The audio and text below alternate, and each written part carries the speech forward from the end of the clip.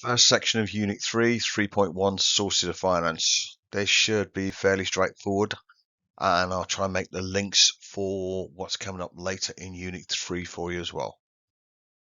Starting point, two basic definitions: capital and revenue expenditure. Capital expenditure is any money spent on the purchase, transportation, installation, and commissioning of a fixed asset. So it's not just the cost of the fixed asset itself.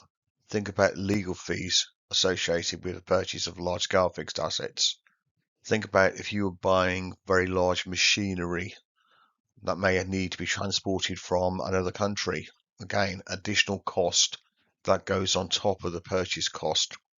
You may need specialist technicians to travel with that machinery to install it, commissioning it, making sure it's ready to use. So all of those costs are counted as capital expenditures, not just the physical cost of the asset on its own. Add all those costs together to look at the total cost of that asset. They all count as capital expenditure. Revenue is just money spent on day-to-day operations of the business, stock, power costs, etc. If you're attempting to raise finance for your business, either as a new startup or start your business, or you're an established business looking to grow, it's either internal sources or external sources. And you need to think cost, time period, and risk.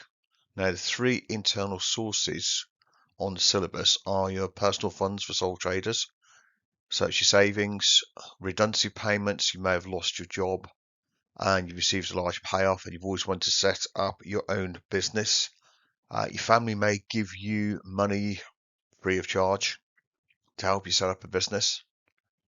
Now think the fact that that is no cost. It's money you own yourself. That is low risk. You're only basically risking your own money. Compare that to taking out a loan, a large scale loan, which may be linked to your assets. So if you do not repay that loan, they can seize your assets, your house, your car, anything else you have of value to repay that loan. So personal funds, low risk, no cost normally. Retained profit, that's money you've made from previous years. So if an established business, the last 2-3 years, you've made large profits and that's retained in the business. Now link this to financial statements. When you revise your financial statements, look at the bottom of the balance sheet. There will be a reserve section. That is your retained profits built up over the years. That can be used as a source of finance. Bottom of the profit and loss account, the appropriation section, whatever's left over after paying dividends and paying tax, interest, etc., is transferred to that reserve. So you build up your retained profit, the more successful you are. Now again, that is no cost, it's your own money. No time period to worry about. It's a 1 year, 2 year, 5 year loan you have to pay back. Again, low risk, no risk. Sale of assets. Now the only issue to look for here in business, if you're selling assets which logically you should be using, that's normally a sign you're in trouble as a business. That could send negative messages out there in the business community. So you may find suppliers less willing to grant you trade credit because they may believe you're in trouble as a business that could have liquidity issues and your ability to pay their bills. If the asset's no longer of use, it makes logical sense to raise money. Now, if you're selling something, it's your own asset. You're raising large amounts of money at no cost, and you don't have to worry about time period. Now, if you move to external sources of finance, they tend to be larger amounts of finance than you could raise internally, unless you're an exceptionally large PLC. So look at the first one on the list, share capital. Very basic idea. You sell shares in your business. That's great. Somebody pays you money for a part of your business, a percentage.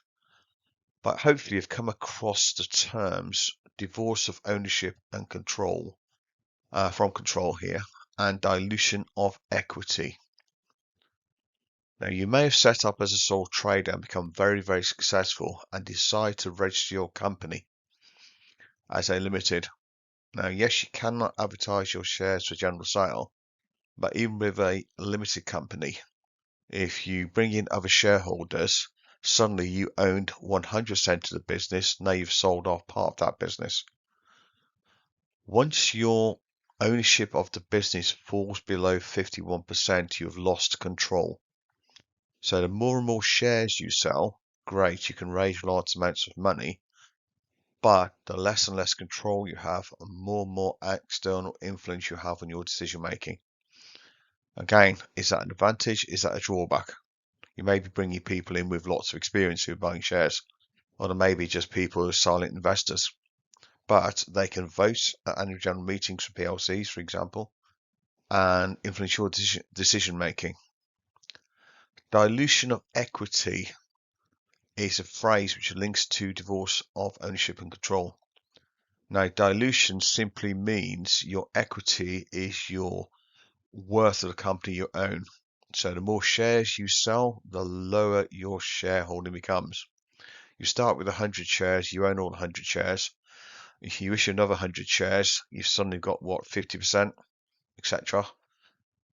Now, your equity holding falls. Now, for some investors, their influence will fall and they may decide to sell. If you're quoted on a stock exchange, the share price is an important indicator for external stakeholders, normally the health of the business.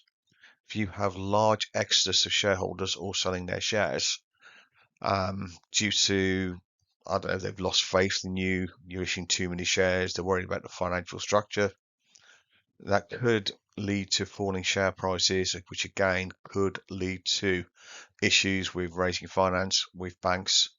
On a larger scale, PLCs, some PLCs have loans which are linked to share prices. The share price not falling below a certain level.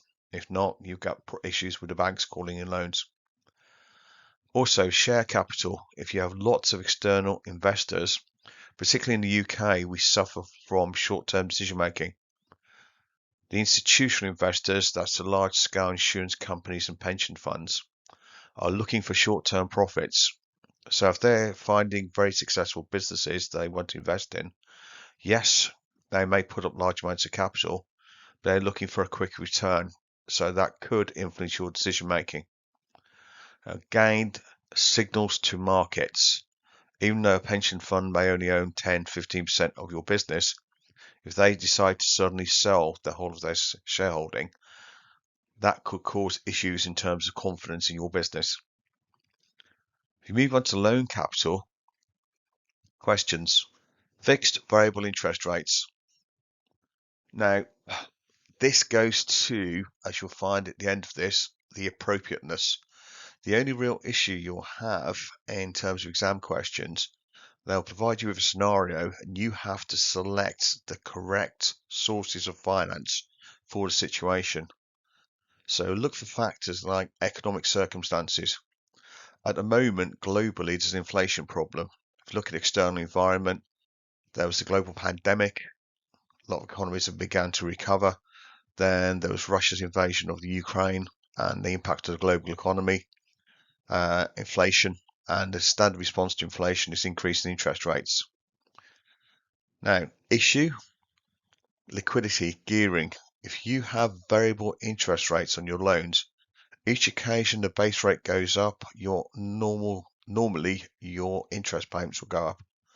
If your interest payments go up, that's an increase in your cash outflows, which could potentially cause liquidity problems. Also, link that to your gearing. Now, with a loan, think about time span.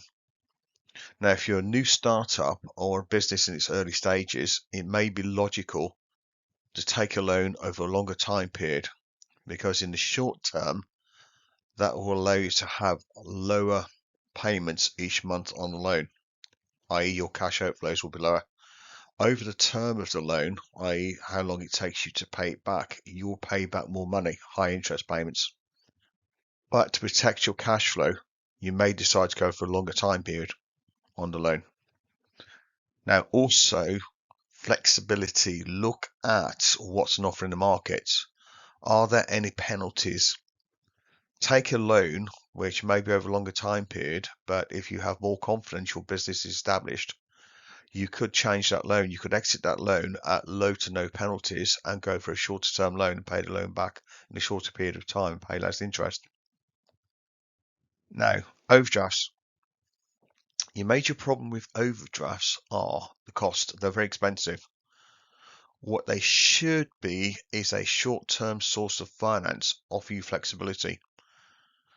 Now, for example, if you're a seasonal business and the off-peak tourism, you may use an overdraft for 1, 2, 3 months just to fund your business.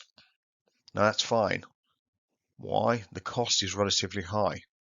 If you're using your overdraft continuously to fund your business, okay, that will massively increase your cash outflows in terms of charges. Also, an overdraft is normally only granted for a 12-month period. The banks have to renew the overdraft every year.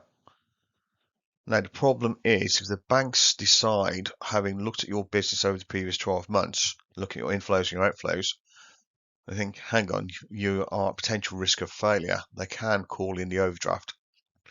That's why you have recall and non-recall overdrafts mentioned here.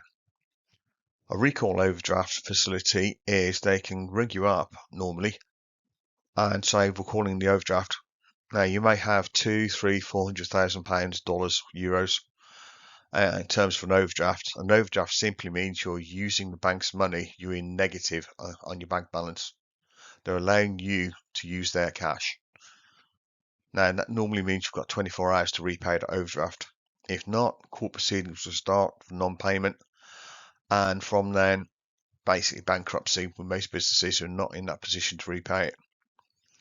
It is possible, if you're going to look at using an overdraft for a prolonged period of time, have a non-recall overdraft. That's where you normally pay higher fees, higher charges, but they guarantee not to call it in. They'll work with you if they feel that your business is in trouble. So look for flexibility, look for using an overdraft purely as a short-term source of finance, just to tide you over as a business. Now, trade credit, that's where you are supplied with goods or services on credit. Now, it's 30, 60, 90 days are the normal standard terms of trade. Now, that helps your liquidity, and this links to the working capital cycle. So when you go back and look at the working capital cycle, think about trade credit. How useful is it? It is. But the problem you have in the working capital cycle, you could be relying on a debtor paying you to provide the liquidity to pay your suppliers. So you have to think and try and negotiate longer periods with your suppliers than you have with your customers. So ideal situation, you would have customers who pay you in 30 days, but you have, say, 60 days to pay your suppliers. And that gives you leeway if you're having problems chasing customers to pay you before you have to pay someone else. Which obviously don't have the money to pay, you've got problems, suppliers will come after you in terms of non-payment. Now, a grant is an amount of money given by governments, local governments, etc., normally used to encourage businesses to locate in certain areas where there may be high unemployment. Maybe to encourage you to invest in, say, renewable technologies. Look at the green agenda. Now, great. How much money are they giving you? What are the conditions with that grant? Are they repayable? Is it free money? Do you have to stay in one location for a certain length of time? Okay. What is the time span in terms of payment of that grant? Is it all paid in one amount, or is it paid in 4 separate installments? Now, all of those are issues you need to consider when you're applying for grants and or thinking about using them as an external source of finance. Now, the remaining external sources which are on the syllabus. Subsidies. Subsidies are an amount of money granted normally by governments or local governments, business authorities, aimed at production. It's per unit. So each unit produced, Now you can use this for education. So students, in the state sector, more students you actually enroll in your school or college, the higher the payment to you. Each student is worth X amount of money. Now subsidies are great. How long are they going to last? Use a current example. One of my favourite bugbears, that stupid idea that was Brexit for the UK. The farmers were paid subsidies by the EU, which basically kept a lot of farmers on the land. Now that was to produce the new subsidy regime on offer by the UK government is far less generous, and a lot of farmers are now wondering, is it worthwhile continuing? Now, obviously, lose your food supply, it's a problem.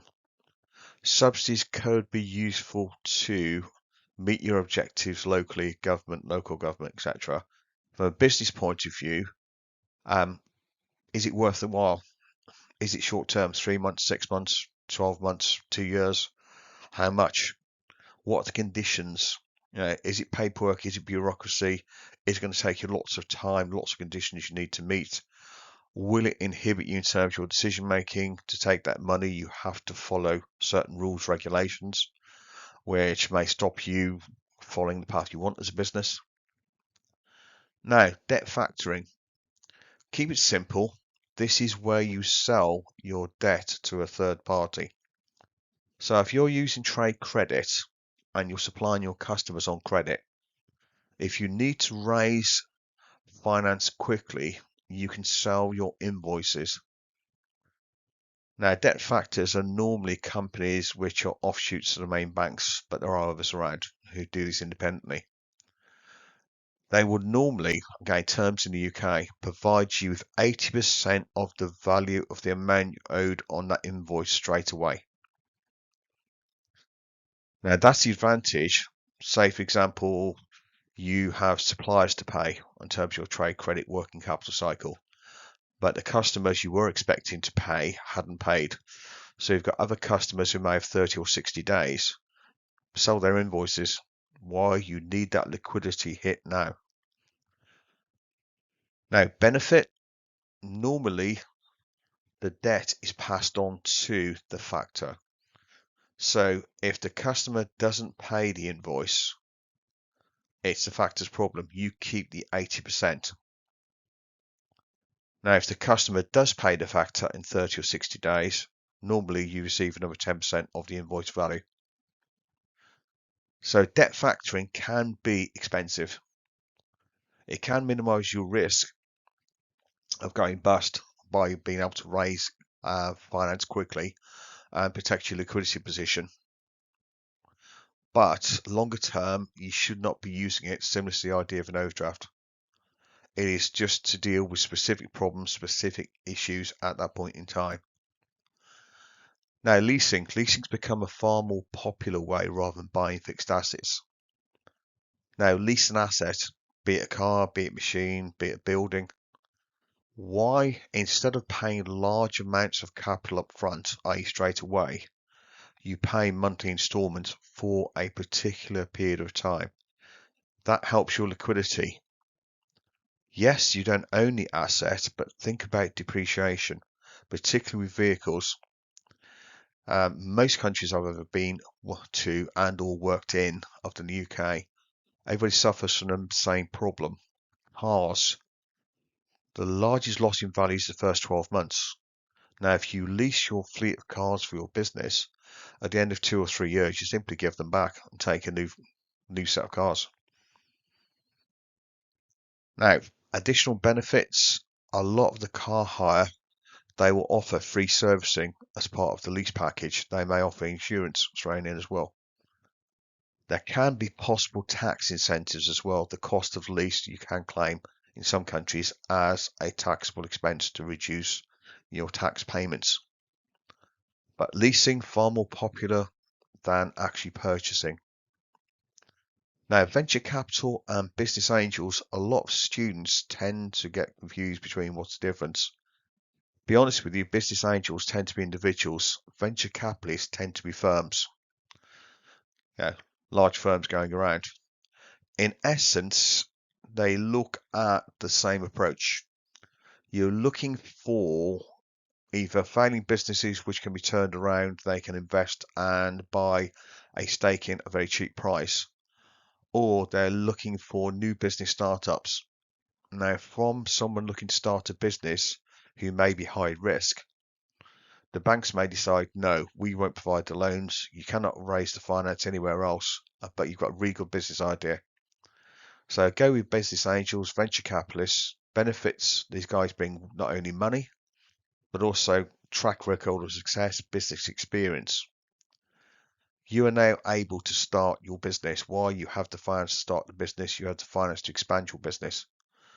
Issue, they're looking for a piece of your business. If they buy 15, 20% of your business now, they're looking 5 or 10 years. If you're successful, as they believe you will be, that 15 or 20% is worth 10, 20, 30 times the amount they've paid.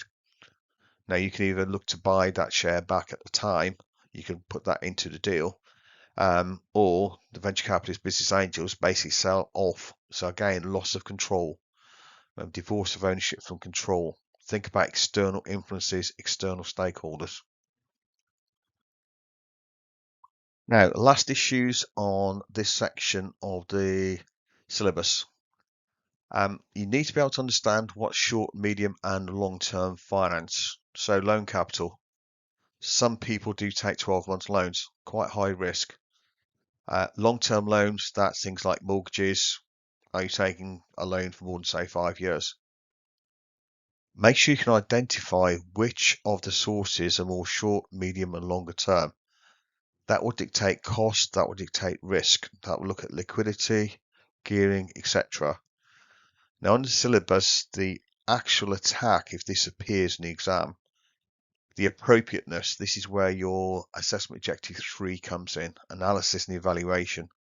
So it's back to, here's a scenario. Okay, how should they finance this? Now, invariably, it's not one particular source. Look at what you're given. So if you say had retained profit, you would normally not use all of your retained profit. You want to keep some retained profit as a contingency in case there's an issue in the business. So you could use, say, 20% of your retained profit. Why? Justify it. That's no cost. That's no risk. It's your money. Okay? You could therefore look to raise the rest of the money required for the investment via a loan. Okay? What you're going for? Fixed variable interest rates, flexible early repayment options, no penalty exit if you can repay in a shorter period of time. Now, look to justify, look to be logical. Do not, as I put there at the bottom, as I once saw in an examination question in my examiner time, raise $500,000 financing investment. Somebody suggested an overdraft. No. Most ridiculous thing you could actually do using an overdraft to fund $500,000 investment, writing a check. Again, hopefully this has been useful. Keep on looking at the YouTube channel. We're here to help you guys.